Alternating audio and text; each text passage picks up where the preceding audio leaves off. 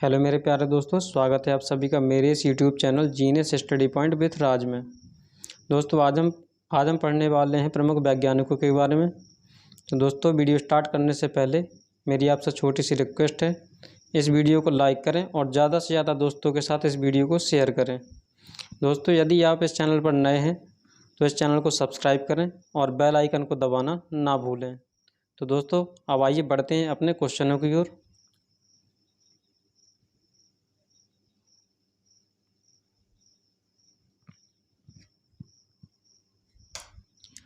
दोस्तों, सबसे पहले पॉइंट में हम कवर करने वाले हैं हेनरी बैकुरल के बारे में। हेनरी बैकुरल ये फ्रांसीसी वैज्ञानिक थे। इन्होंने रेडियो एक्टिविटी तथा गामा किरणों की खोज की। इससे मेरे 3 पॉइंट पूछे जाएंगे एग्जाम में। सबसे पहला पॉइंट यह होगा कि रेडियो एक्टिविटी की खोज किसने की थी? हेनरी बैकुरल ने। और दूसरा पॉइंट, गामा किरणों की खोज किसने की? इसका आंसर भी क्या होगा? Henry Becquerel. और तीसरा पॉइंट जो पूछा जाएगा वो ये होगा कि हेनरी बैकुरल किस देश के वैज्ञानिक हैं? तो यह फ्रांसीसी वैज्ञानिक हैं। अब आइए बढ़ते हैं अगले प्रश्न की ओर। नील बोहर ये डेनमार्क के वैज्ञानिक थे जिन्होंने परमाणु की संरचना का मॉडल प्रतिपादित किया था। इन्हें 1922 में नोबेल पुरस्कार मिला था। तो दोस्तों, इस प्रश्न में मुझसे कितने पॉइंट पूछे जाएंगे? इस प्रश्न में मुझसे 3 पॉइंट पूछे जाएंगे। सबसे पहला पॉइंट यह होगा कि परमाणु की संरचना का मॉडल किसने प्रतिपादित किया? तो नील बोहर ने। और दूसरा पॉइंट, परमाणु की संरचना के लिए 1922 में नोबेल पुरस्कार किसे मिला था? तो इसका पॉइंट भी क्या होगा? नील बोहर। और तीसरा पॉइंट यह होगा कि नील बोहर किस देश के वैज्ञानिक हैं? तो यह डेनमार्क के वैज्ञानिक हैं। तो अब आइए बढ़ते हैं अगले प्रश्न की ओर।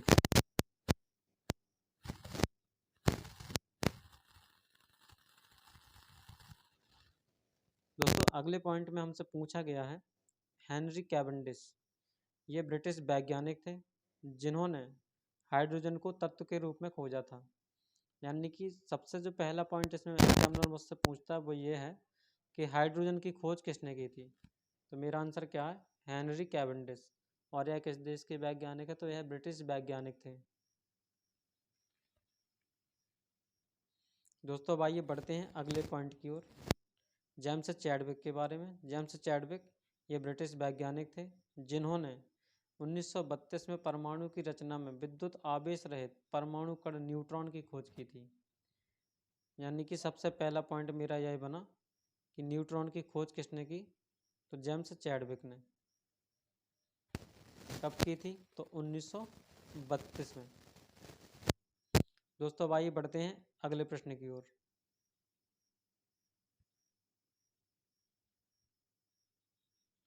दोस्तों, अगले प्रश्न में मुझसे पूछा गया है कि कॉपरनिकस ये पोलैंड के खगोल शास्त्री थे जिन्होंने सबसे पहले बताया कि पृथ्वी स्थिर नहीं है और सूर्य के चारों ओर घूमती है। यानी कि मेरे पास जो प्रश्न बना वो ये बनेगा कि सबसे पहले किसने बताया कि पृथ्वी स्थिर नहीं है और सूर्य के चारों ओर घूमती है? तो यह किसने कहा था? कॉपरनिकस ने। और कॉपरनिकस किस देश से संबंधित है? तो पोलैंड से। और इनका क्षेत्र क्या है? तो यह खगोल शास्त्री थे।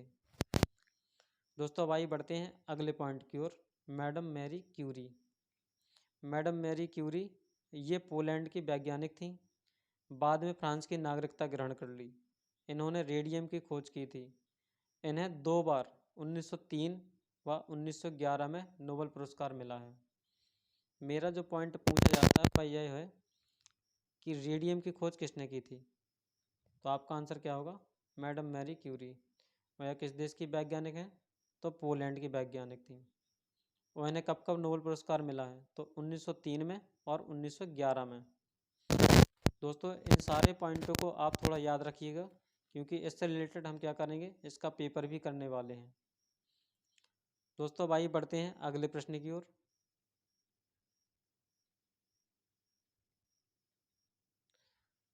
अगला पॉइंट हमारा क्या है? जॉन डाल्टन के बारे में। यह ब्रिटिश वैज्ञानिक थे।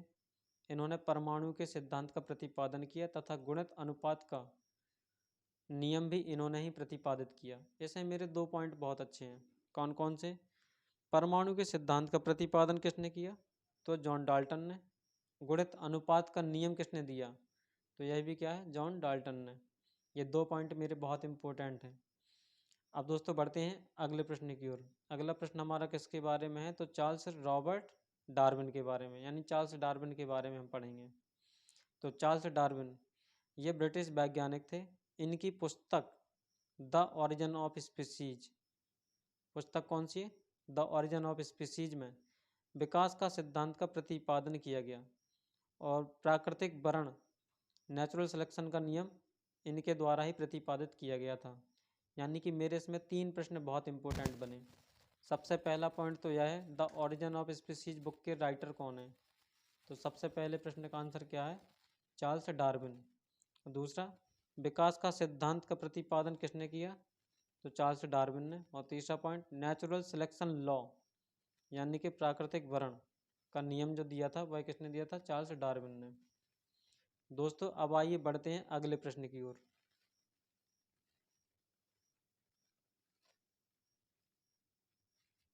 दोस्तों हम पढ़ने वाले हैं अल्बर्ट आइंस्टीन के बारे में।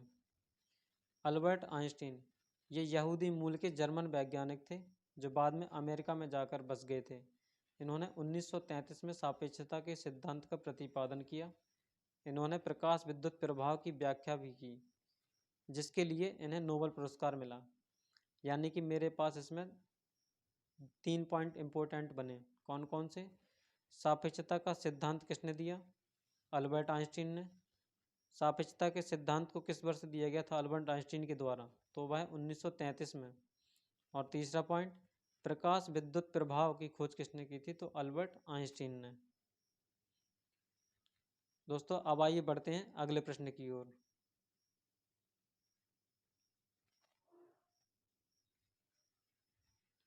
अलेक्जेंडर फ्लेमिंग यह ब्रिटिश बैक्टीरियोलॉजिस्ट थे जिन्होंने लाइसोजाइम तथा पेनिसिलिन की खोज की थी।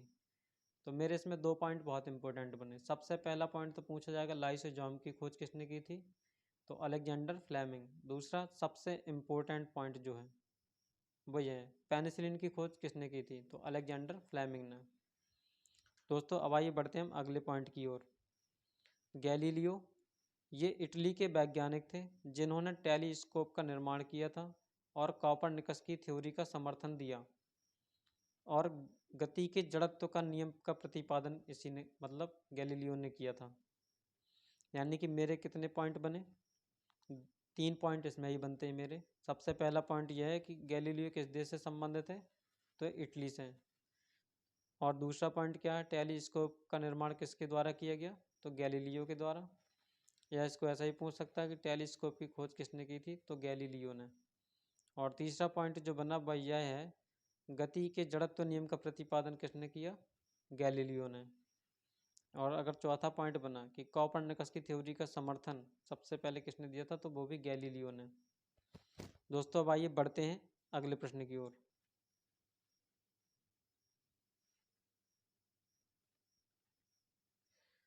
अगला प्रश्न जो है हमारा विलियम हार्वे के बारे में है। तो आइए बढ़ते हैं। ये ब्रिटिश वैज्ञानिक थे जिन्होंने रक्त परिवहन की खोज की थी तथा कार्यकी एवं भ्रूणकी का प्रयोगात्मक अध्ययन किया।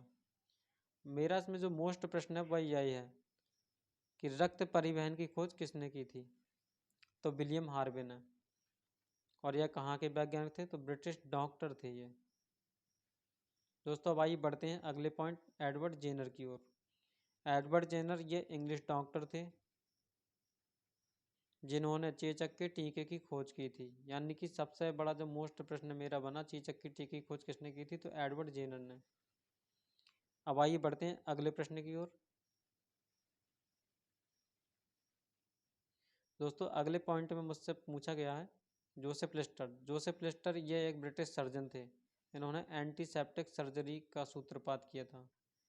दोस्तों मुझसे यह प्रश्न पूछा जाए कि एंटीसेप्टिक सर्जरी का सूत्रपात किसके द्वारा किया गया? तो जोसेफ लिस्टर के द्वारा। यह एंटीसेप्टिक सर्जरी की खोज किसने की थी? जोसेफ लिस्टर ने। अब आइए बढ़ते हैं जोसेफ प्रिस्टले। ये ब्रिटिश रसायन शास्त्री थे जिन्होंने ऑक्सीजन की खोज की और गैसों को एकत्रित करने की विधि का विकास किया। तो इसमें जो सबसे इम्पोर्टेंट पॉइंट है वह मेरा यह है कि ऑक्सीजन की खोज किसके द्वारा की गई। तो इसका आंसर क्या है, जोसेफ प्रिस्टले। दोस्तों अब आइए बढ़ते हैं अगले प्रश्न की ओर। अब हम पढ़ने वाले हैं WC रॉन्टजन। ये जर्मन वैज्ञानिक थे जिन्होंने एक्सरे की खोज की थी। किसकी? एक्सरे की। एक्सरे की खोज किसके द्वारा की गई? तो WC रॉन्टजन के द्वारा। अतः एक्स किरणों को रॉन्टजन रेंज भी कहते हैं, यानी कि एक्स किरणों का दूसरा नाम क्या है? Röntgen range. और WC रॉन्टजन किस देश के वैज्ञानिक हैं? तो यह एक जर्मन वैज्ञानिक थे। दोस्तों मैं समझ गया हूँ कि आपने इसमें सारे पॉइंट क्लियर कर लिए हैं। अब आइए बढ़ते हैं अगले पॉइंट की ओर। रॉबर्ट हुक, इन्होंने सर्वप्रथम मृत पादप ऊतक में कोशिकाएं देखी और सन 1665 में इन्हें सेल की संज्ञा दी। इन्होंने पदार्थों की प्रत्यास्थता का भी अध्ययन किया था। यानी कि जो मेरे पॉइंट हैं, यानी कि सबसे इम्पोर्टेंट पॉइंट जो बनता है वो यह है कि मृत पादप में कोशिकाओं की खोज किसने की थी? तो रॉबर्ट हुक ने। कब की थी? तो 1665 में। दोस्तों अब आइए बढ़ते हैं अपने अगले पॉइंट की ओर।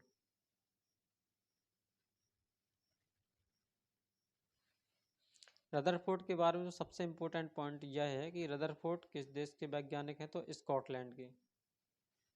और जो दूसरा पॉइंट बनेगा वह यह बनेगा, इन्होंने 1911 में परमाणु के नाभिक की खोज की। तो एग्जामिनर सबसे ज़्यादा पॉइंट यही पूछता है, परमाणु के नाभिक की खोज किसके द्वारा की गई?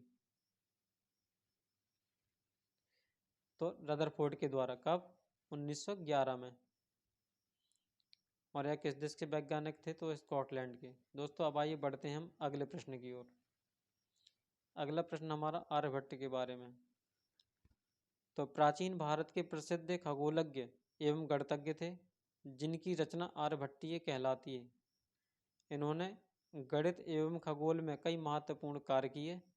सबसे पहले तो इन्होंने बताया कि पृथ्वी अपने अक्ष पर घूमती है और सूर्य की परिक्रमा करती है। मेरा पॉइंट जो एग्जामिनर पूछता है वह यह पूछता है, किसने सबसे पहले यह बताया कि पृथ्वी अपने अक्ष पर घूमती हुई सूर्य की परिक्रमा करती है? तो इसका आंसर क्या होगा? आर्यभट्ट। दोस्तों अब आइए बढ़ते हैं हम अगले प्रश्न की ओर।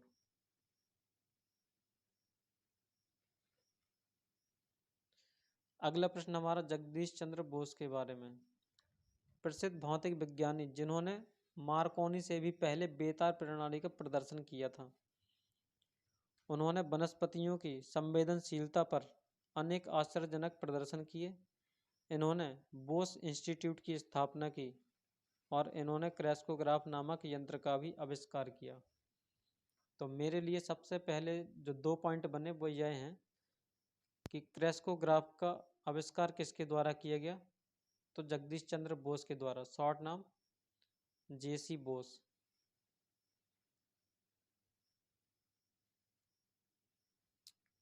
और दूसरा पॉइंट जो मेरा बना, बेतार प्रणाली की खोज किसने की थी?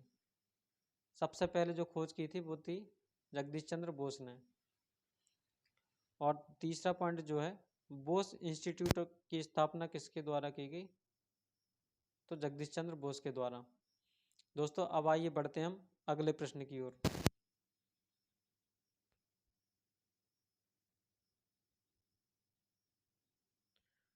दोस्तों अगला पॉइंट हमारा किसके बारे में? चंद्रशेखर वेंकट रमन के बारे में, यानी कि CV रमन।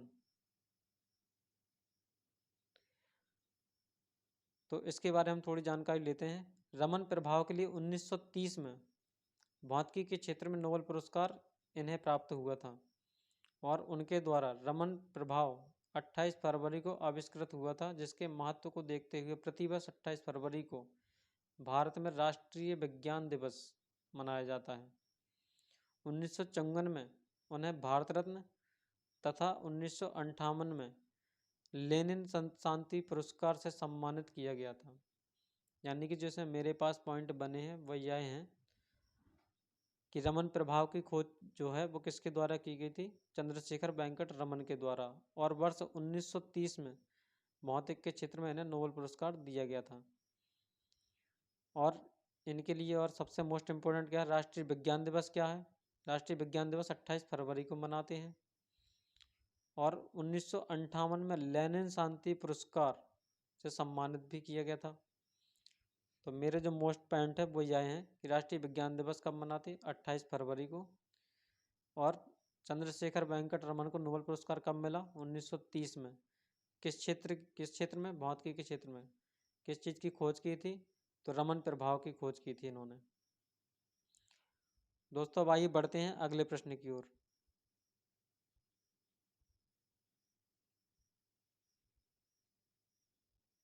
अगला प्रश्न हमारा बीरबल साहनी के बारे में। बीरबल साहनी प्रसिद्ध वनस्पतिज्ञ। इन्होंने अपने विस्तृत अनुसंधान क्षेत्र के अंतर्गत कुछ फर्नों की सजातीयता और संरचना पर निर्णायक खोज की थी। दोस्तों ये हमारा ज़्यादा इतना इम्पोर्टेंट तो है नहीं, लेकिन इनके बारे में थोड़ी जानकारी बस यही है। फर्नों की सजातीयता और संरचना का निर्णायक की खोज किसने की थी?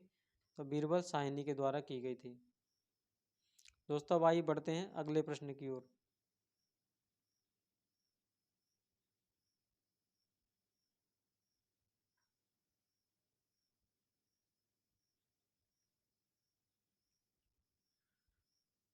दोस्तों अगले पॉइंट में हमसे पूछा गया है कि मेघनाथ साहा के बारे में क्या है कि भौतिकी के विश्व प्रसिद्ध विद्वान थे। मात्र 30 वर्ष की आयु में इलाहाबाद विश्वविद्यालय प्रोफेसर के पद पर नियुक्त हुए। तापीय आयनन सिद्धांत एवं थर्मोडायनामिक्स के में इनके महत्वपूर्ण अनुसंधान है। उनकी अनुपम कृति the history of Hindu science, यानी कि ये मुझे इम्पोर्टेंट लगी, ये बहुत इम्पोर्टेंट है, इसको याद रखिएगा आप। The history of Hindu science की रचना किसके द्वारा की गई? तो मेघनाथ साहा के द्वारा। मेघनाथ साहा क्या हैं? तो यह भौतिकी के विश्व प्रसिद्ध वैज्ञानिक थे, यानी विद्वान थे। दोस्तों आइए बढ़ते हैं अगले पॉइंट की ओर।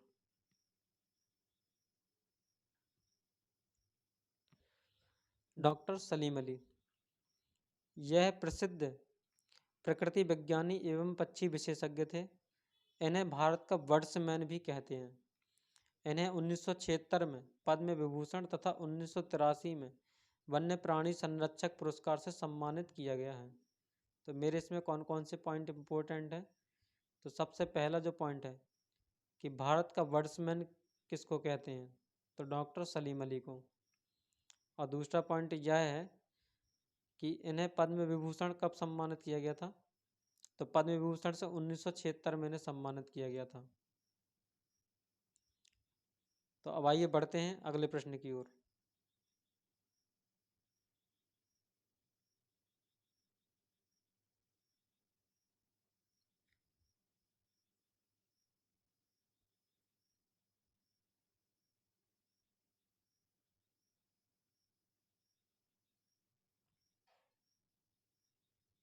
दोस्तों आइए बढ़ते हैं अब अगले प्रश्न की ओर। डॉक्टर होमी जहांगीर भाभा भारत में 1948 में गठित परमाणु ऊर्जा आयोग के अध्यक्ष होमी जहांगीर भाभा थे। वे परमाणु अनुसंधान केंद्र के संस्थापक थे। वे संयुक्त राष्ट्र संघ द्वारा आयोजित प्रथम परमाणु ऊर्जा के शांतिपूर्ण प्रयोग अधिवेशन के भी अध्यक्ष रहते थे। वे Tata Institute of Fundamental Research के भी पहले निदेशक हैं। तो इसके बारे में बहुत अच्छी जानकारी हमारे पास है, और जो पॉइंट है मैं आपको बताता जा रहा हूँ। तो डॉक्टर होमी जहांगीर भाभा, परमाणु ऊर्जा आयोग की स्थापना कब हुई थी? तो 1948 में। इसके अध्यक्ष किसे बनाया गया था? डॉक्टर होमी जहांगीर भाभा को। दूसरा पॉइंट, परमाणु अनुसंधान केंद्र के संस्थापक कौन है? डॉक्टर होमी जहांगीर भाभा। और अगला पॉइंट जो मेरा इंपॉर्टेंट है वह यह है, Tata Institute of Fundamental Research के पहले अध्यक्ष जो थे, वह पहले निदेशक जो हैं वह कौन है? डॉक्टर होमी जहांगीर भाभा। दोस्तों अब आइए बढ़ते हैं अगले प्रश्न की ओर।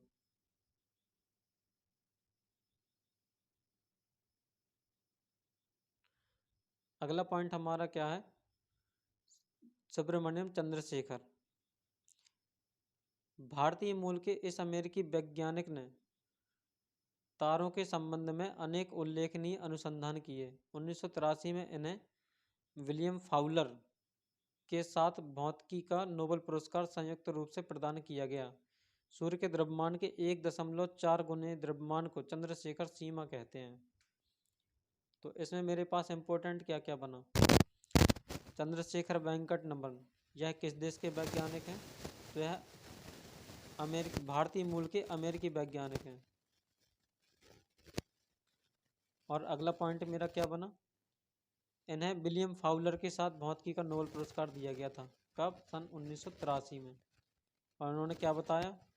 सूर्य के द्रव्यमान के 1.4 गुने द्रव्यमान को चंद्रशेखर सीमा कहते हैं। दोस्तों अब आइए बढ़ते हैं अगले प्रश्न की ओर।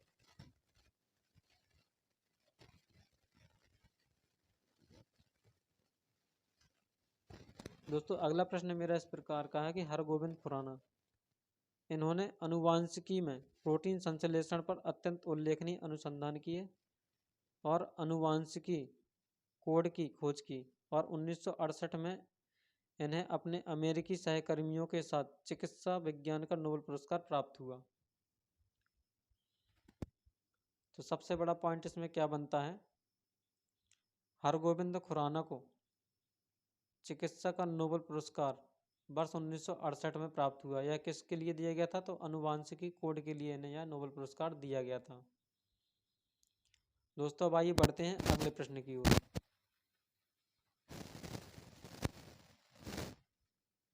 दोस्तों हम पढ़ने वाले हैं किसके बारे में? सतीश धवन के बारे में।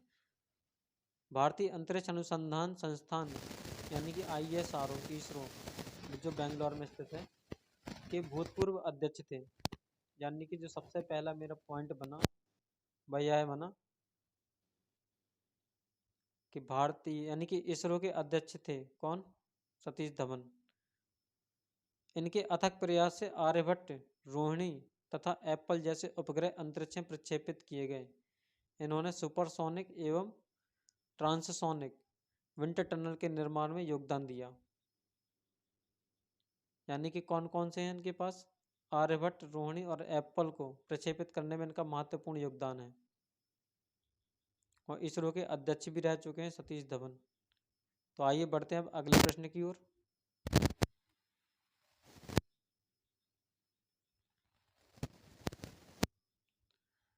दोस्तों अगला पॉइंट हमारा विक्रम साराभाई के बारे में। सुप्रसिद्ध भारतीय वैज्ञानिक विक्रम साराभाई परमाणु ऊर्जा आयोग एवं भारतीय अंतरिक्ष अनुसंधान संगठन के अध्यक्ष भी रहे थे।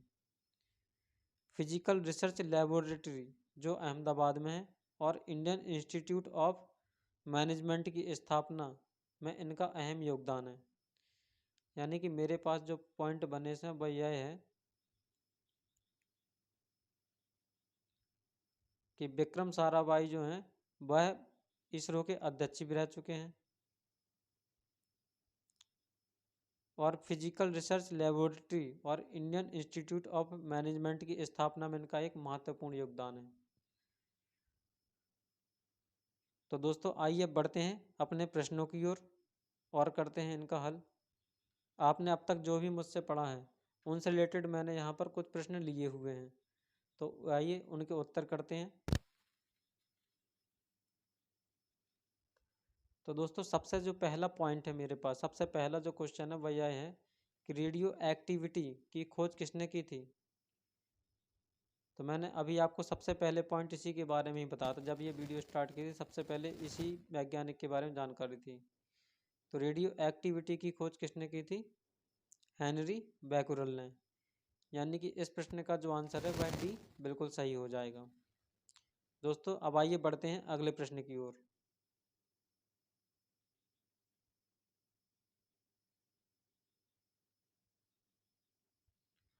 एंटीसेप्टिक सर्जरी का सूत्रपात किसने किया था?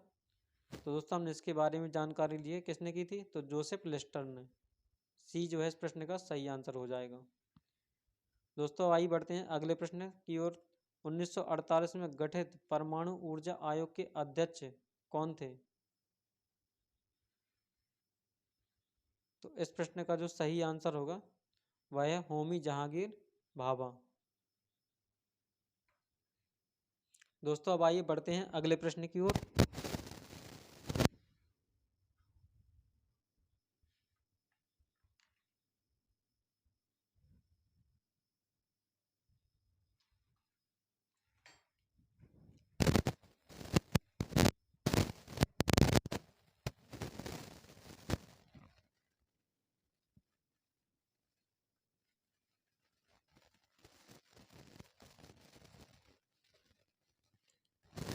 दोस्तों अगले प्रश्न में मुझसे पूछा गया है कि E बराबर mc² का प्रतिपादन किसने किया? तो इसका जो सही आंसर है वह है अल्बर्ट आइंस्टीन, यानी कि ए जो है इस प्रश्न का सही आंसर होगा। दोस्तों अब आइए बढ़ते हैं अगले प्रश्न की ओर। सापेक्षता का सिद्धांत किसने दिया? तो इस प्रश्न का आंसर क्या है?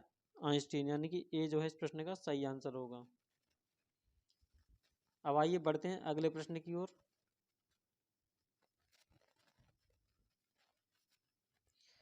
प्रश्न नंबर 6 में हमसे पूछा गया है कि भारतीय अंतरिक्ष अनुसंधान संस्थान इसरो कहाँ स्थित है? तो यह कहाँ है? बेंगलोर में, यानी कि ए जो है इस प्रश्न का सही आंसर है।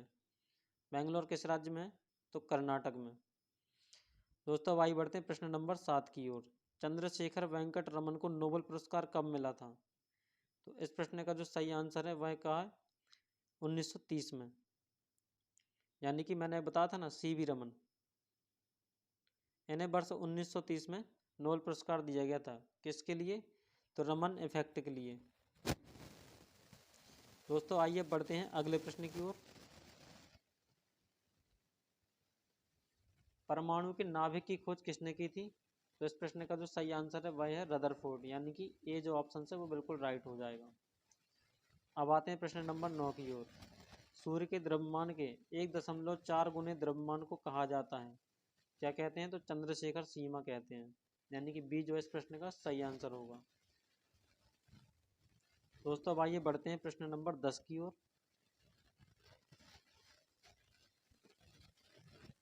क्रेस्कोग्राफ नामक यंत्र की खोज किसने की थी? तो किसने की थी? जगदीश चंद्र बोस ने की थी, यानी कि मैंने बताया था JC बोस, यानी कि ए जो है इस प्रश्न का सही आंसर होगा।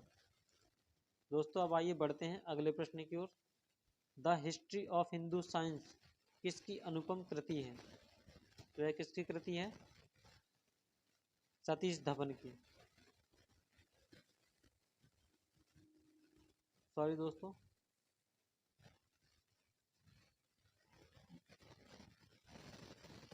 हमारा अगला प्रश्न यह है, the history of Hindu science किसकी अनुपम कृति है? तो इसका जो सही आंसर है वह है ऑप्शन डी, मेघनाथ साहा की। दोस्तों आइए बढ़ते हैं अगले प्रश्न की ओर। अगले प्रश्न यानी कि प्रश्न नंबर 12 में मुझसे पूछा गया है कि चेचक के टीके की खोज किसने की थी? तो एडवर्ड जेनर ने की थी। सी जो है इस प्रश्न का सही आंसर होगा। प्रश्न नंबर 13 में मुझसे पूछा गया कि किसने बताया पृथ्वी अपने अक्ष पर घूमते हुए सूर्य की परिक्रमा करती है? तो यह किसने बताया था? आर्यभट्ट ने। ये जो है इस प्रश्न का सही आंसर होगा। दोस्तों अब आइए बढ़ते हैं प्रश्न नंबर 14 की ओर।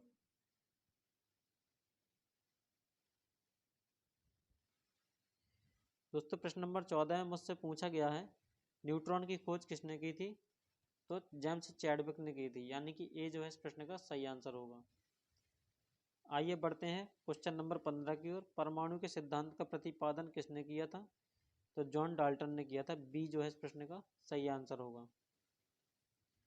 दोस्तों आइए बढ़ते हैं अब अगले प्रश्न 16 की ओर। प्रश्न नंबर 16 में मुझसे पूछा गया द ओरिजिन ऑफ स्पीसीज किसकी रचना है? तो किसकी रचना है? चार्ल्स डार्विन की, यानी कि ए जो है इस प्रश्न का सही आंसर होगा। दोस्तों आइए बढ़ते हैं प्रश्न नंबर 17 की ओर। राष्ट्रीय विज्ञान दिवस कब मनाते हैं? तो 28 फरवरी को मनाते हैं। बी जो है इस प्रश्न का सही आंसर होगा। दोस्तों आइए बढ़ते हैं प्रश्न नंबर 18 की ओर।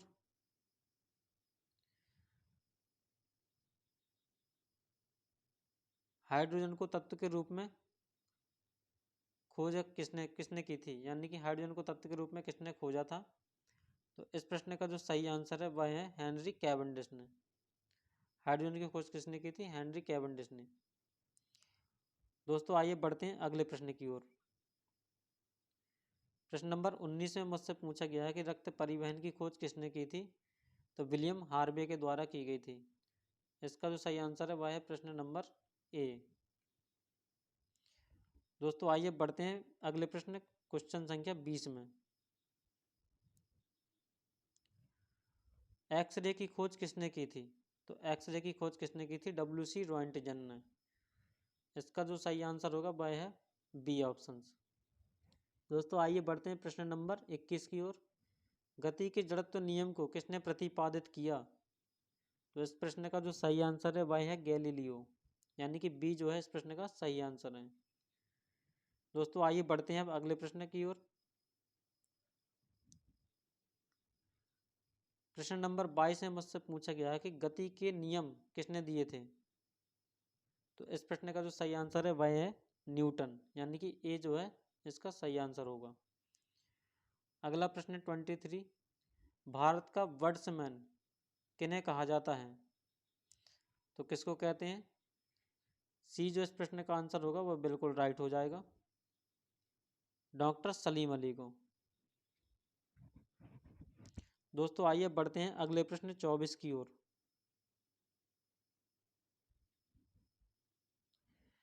प्रश्न नंबर 24 में मुझसे पूछा गया कि अनुवांशिकी कोड की खोज किसने की थी? तो अनुवांशिकी कोड की खोज किसने की थी?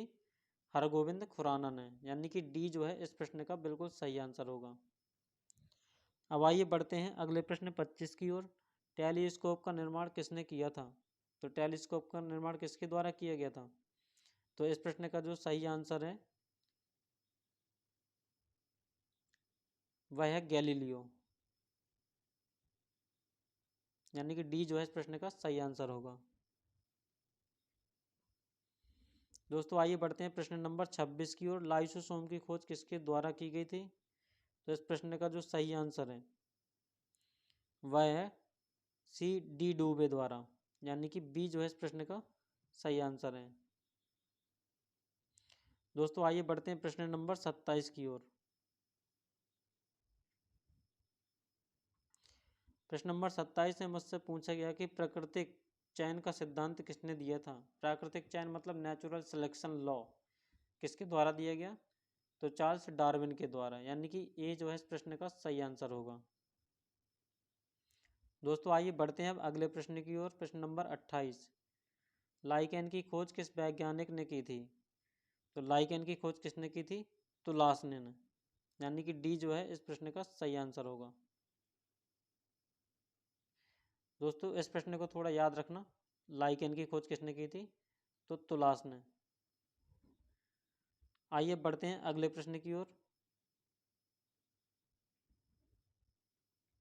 दोस्तों अगले प्रश्न में हमसे पूछा गया कि सर्वप्रथम जीवाणु का पता किसने लगाया था? तो इस प्रश्न का जो सही आंसर है वह है ल्यूवेन हॉक ने, यानी कि बी जो है इस प्रश्न का सही आंसर होगा। दोस्तों आइए बढ़ते हैं अब अगले प्रश्न की ओर। प्रश्न संख्या 30, पेनिसिलिन की खोज किसने की थी? तो इस प्रश्न का जो सही आंसर है वह है अलेक्जेंडर फ्लेमिंग ने। ए जो है इस प्रश्न का सही आंसर होगा। दोस्तों आइए बढ़ते हैं प्रश्न संख्या 31 की ओर। कोशिका शब्द का सबसे पहले प्रयोग किसने किया था? तो इस प्रश्न का जो सही आंसर है वह है रॉबर्ट हुक ने। ये जो है इस प्रश्न का सही आंसर होगा। दोस्तों आइए बढ़ते हैं प्रश्न संख्या 32 की ओर। इंसुलिन की खोज किसने की थी? तो इंसुलिन की खोज किसके द्वारा की गई थी? तो इस प्रश्न का सही आंसर है वह है बैटिंग एवं बेस्ट के द्वारा। आइए दोस्तों बढ़ते हैं प्रश्न संख्या 33 की ओर। प्रश्न संख्या 33 में मुझसे पूछा गया है गामा किरण की खोज किसने की थी? तो गामा किरण की खोज किसके द्वारा की गई? तो इस प्रश्न का जो सही आंसर है वह है पॉल विलार्ड द्वारा। दोस्तों आइए बढ़ते हैं प्रश्न संख्या 34 की ओर। रेबीज के टीके की खोज किसने की थी? तो इस प्रश्न का जो सही आंसर है वह है लुई पास्चर के द्वारा। दोस्तों आइए बढ़ते हैं प्रश्न संख्या 35 की ओर।